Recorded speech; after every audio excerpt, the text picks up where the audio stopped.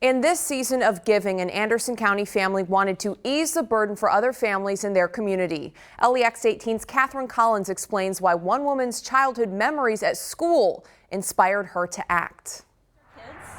Terry Carter remembers walking the halls at school. You open that door and the first thing you smell are people cooking.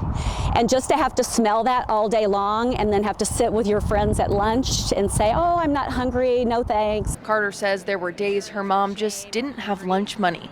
So as the holidays approached this year, her family started to think about the kids in her community here in Anderson County. She called the school district, and while they told her that students were not going hungry, she says the district did have families with school lunch debts.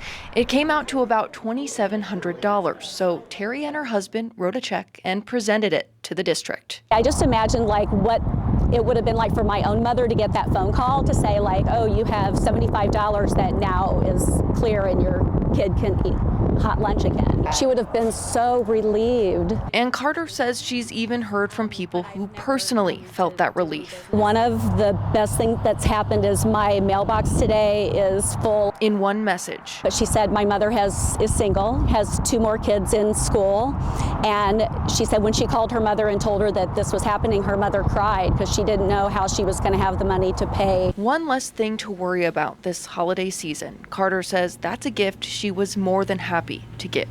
In Anderson County, Catherine Collins, LEX 18 News.